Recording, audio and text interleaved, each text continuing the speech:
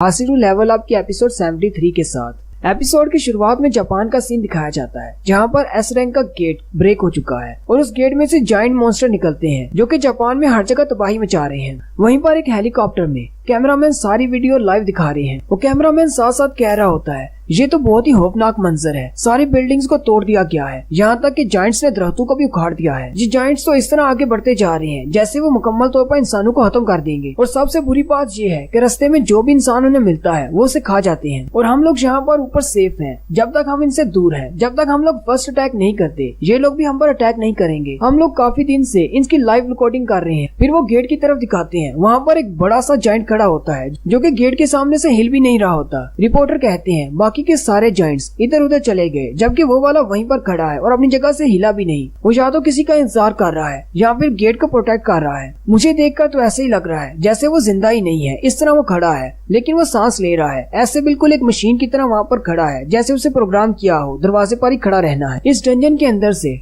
Total 31 giant निकले थे, जिनमें से 2 जायंट्स को हम लोगों ने मार डाला है, जबकि बाकी के सारे अभी भी जापान में तबाही मचा रहे हैं। इस डंजन को ब्रेक हुए 2 दिन हो चुके हैं। पता नहीं हम लोग इन जायंट मॉन्स्टर्स को रोक पाएंगे या नहीं, या फिर इससे पहले कि वो पूरे जापान को तबाह कर देंगे। नेक्स्ट सीन आजिन गिल्ड के ऑफिस का होता है। जिन्हो बहुत ज्यादा हैरान हो जाता है क्योंकि जिन्हो ने इरादा कर लिया होता है जापान जाने का। जिन्हो से कहता है, तुमने न्यूज नहीं देखी, वहाँ पर जायंट मॉन्स्टर्स हैं जो कि बहुत ज्यादा पावरफुल है। ये कोई जेजू आइलैंड नहीं है, इससे पहले किसी ने भी इस तरह के मॉन्स्टर्स नहीं देखे और ना ही किसी ने इनका सामना किया है। जिन्हो से कहता है, अगर मैं उस डंजन को क्लियर करने में कामयाब हो गया तो हमारा आजिन गिल्ड वर्ल्ड वाइड फेमस हो जाएगा। जिन्हो साथ ही सोच रहा होता है, इसका मतलब जिन्हो मेरे लिए परेशान है। इसको लगता है कि मैं भी इस डंजन को हैंडल नहीं कर पाऊंगा। पहले मेरी बहन जिना और अब जिन्हो, दोनों ने मना कर दिया। जिन्हो थोड़ी देर सोचने के बाद जिन्हो से कहता है, लेकिन मैं भी तुम्हारे साथ जाऊंगा। जिन्हो हैरान हो जाता है। जिन्हो से कहता है, डबल गेट इंसिडेंट हो या फिर जेजू आइलैंड की रेड हो या फिर रेड गेट इंसिडेंट हो, तुम्हें पता है कि मेरे बारे में न्यूज आर्टिकल्स में क्या लिखा जा रहा है। साथ ही जिन्हो रोना शुरू कर देता है और एक न्यूज आर्टिकल उठाकर उसे कहता है, तुम्हारी किसी भी पिक्चर में मैं तुम्हारे साथ क्यों नहीं हूँ? मैं तुम्हारे गिल्ड का वाइस मास्टर हूँ, लेकिन मैं किसी भी पिक्चर में नहीं हूँ। तुम भी जानते हो कि मैं कमजोर हंटर हूँ, मेरे पास और है ही क्या सिर्फ इस बारे में बात करने के कि मैं तुम्हारा वाइस मास्टर हूँ।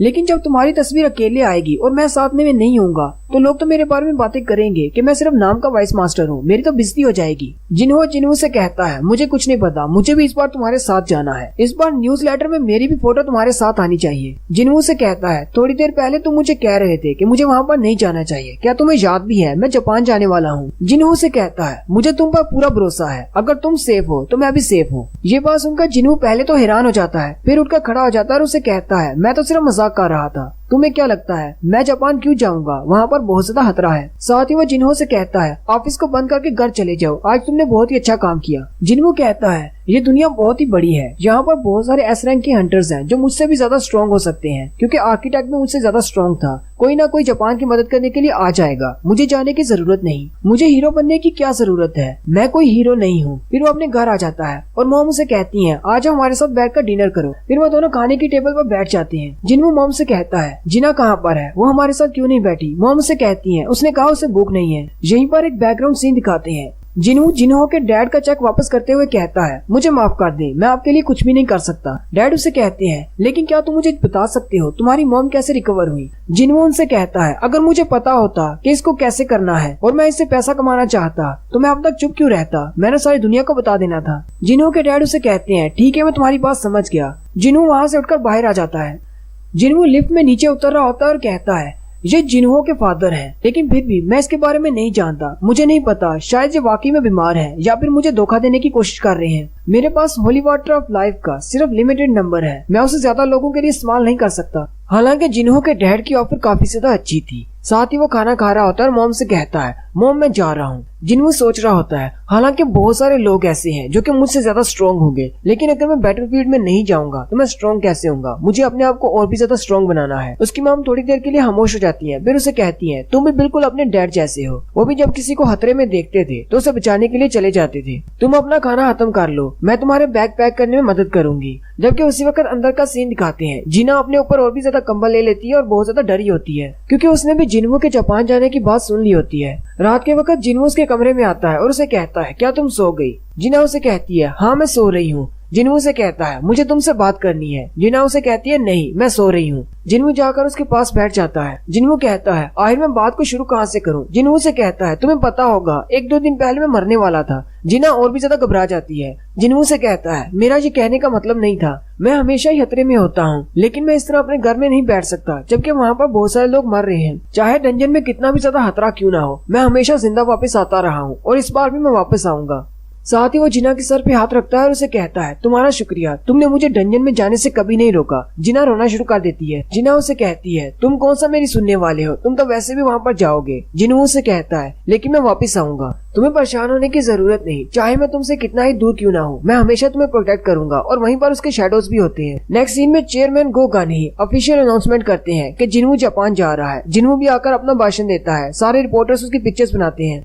जिन्हू साउथ कोरिया की तरफ से ऑफिशियली जापान की रेड में हिस्सा ले रहा है। फिर वो जहाज में बैठकर जापान पहुंच जाते हैं, जबकि जिन्हो भी उसके साथ होता है। उन दोनों जैसे एयरपोर्ट से उतरते हैं, जिन्हो अपने साथ बहुत सारे बॉडी आर्मर्स लेकर आया होता है और उसने काफी ज्यादा भारी सामान उठा रखा होता है। जिन्हो जब लोगों को बातें करते हुए देखता है, वो थोड़ी देर के लिए रुकता है और उससे आधा सामान ले लेता है और फिर दोनों आगे की तरफ चल पड़ते हैं। आज इन गिल के तौर पर बाहर के मुल्क में उन दोनों की पहली रेड होने वाली है और यहीं पर दोनों के बारे में बताया जाता है। संग जिनवू जो कि एस रैंक का हंटर है, आजिन गिल्ड का गिल्ड मास्टर, जबकि जिन्हो के बारे में बताया जाता है वाइस मास्टर जो कि डी रैंक का हंटर है। नेक्स्ट सीन बैटलफील्ड का दिखाया जाता है, जहाँ पर सोल्जर्स हॉस्पिटल में से बहुत सारे मरीजों को निकाल रहे होते हैं। वहीं पर 2 अंकल आंटी होते हैं जो कि उस हॉस्पिटल की केयर करते हैं। सोल्जर उन्हें कहता है हमारे पास ट्रक में इतनी जगह नहीं है, हम सिर्फ 3 से 4 मरीजों को और ले जा सकते हैं, बाकी सब यहीं रहेंगे। डॉक्टर उसे कहते हैं हमारे पास 10 से भी ज्यादा पेशेंट्स हैं जो कि खुद नहीं चल सकते, उनका क्या होगा। सोल्जर उन दोनों से कहते हैं जो लोग खुद चल नहीं सकते हमें उनकी परवाह नहीं करनी चाहिए, वो लोग वैसे भी मरने वाले हैं, जायंट्स आ रहे हैं, हमें जो जिंदा है उनको बचाना चाहिए। वो अंकल आंटी उनसे कहते हैं हम दोनों ने आपस में वादा किया था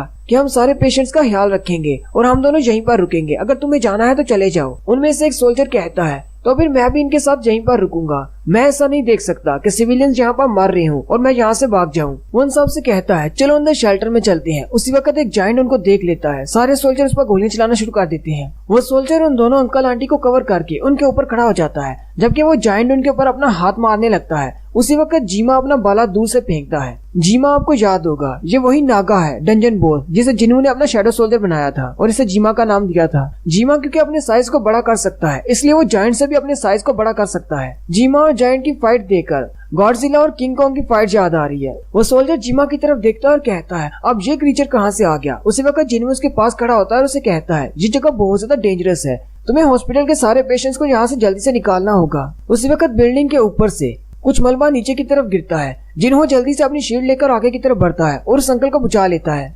जिन्हो से कहता है मैं यहीं पर रुकता हूँ जब तक ये सारे लोग यहाँ से चले न जाएं, तुम आगे जाकर फाइट करो।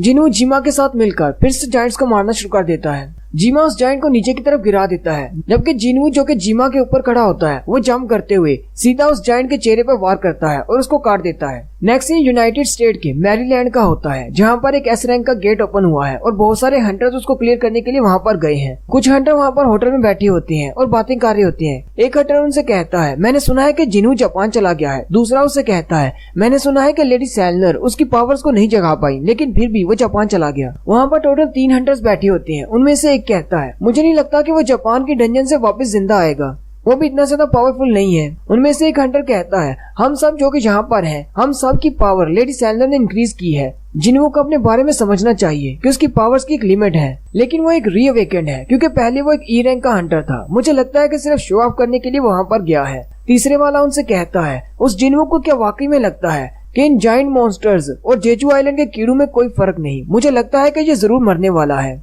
उनमें से एक कहता है मैं अपनी यार्ड को दांव पर लगाता हूँ कि वो 1 ही दिन में मर जाएगा। दूसरा कहता है मैं अपना पूरा घर दांव पर लगाता हूँ कि वो 2 दिन में मर जाएगा। जबकि थॉमस आंद्रे भी वहीं पर बैठा होता है। वो उनसे कहता है क्या तुम लोगों को पक्का पता है, चलो फिर मैं भी दाव लगाता हूँ। मैं अपनी स्कैवेंजर गिल्ड की पूरी बिल्डिंग को दाव पर लगाता हूँ कि जिन्हों वहाँ से जिंदा वापस आएगा। इन सारी बातों को छोड़ो, एस रैंक की डंजन जो कि कल ब्रेक होने वाली है उसके बारे में सोचो। मुझे नहीं लगता कि तुम में से ज्यादातर उसमें सरवाइव कर पाएंगे। साथ ही वो विंडो में से बाहर एस रैंक के गेट की तरफ देखता है और कहता है मुझे लगता है कि कल यहाँ पर भी चीजें बहुत ज्यादा एक्साइटिंग होने वाली हैं। नेक्स्ट सीन फिर से जापान का होता है। वही कैमरामैन जो कि जहाज में बैठा है ऊपर से रिपोर्टिंग कर रहा होता है और कहता है हमारी ऑडियंस को यकीन नहीं होगा, यहाँ पर शैडो क्रीचर्स जायंट्स को मार रहे हैं। वो सामने एक जायंट की तरफ दिखाते हैं जिस पर चिड़ियां चढ़ी होती हैं। वो सारी चिड़ियां उसे खा रही होती हैं। उसी वक्त एक छोटी बच्ची को दिखाते हैं जो कि आगे आगे भाग रही होती है, जबकि एक जायंट उसके पीछे लगा होता है। वो जैसे ही अपना हाथ आगे बढ़ाकर उस बच्ची को उठाने लगता है, वहाँ पर इग्रिस आ जाता है और अपनी तलवार से उसके हाथ को काट देता है और जल्दी से उस बच्ची को कवर कर लेता है।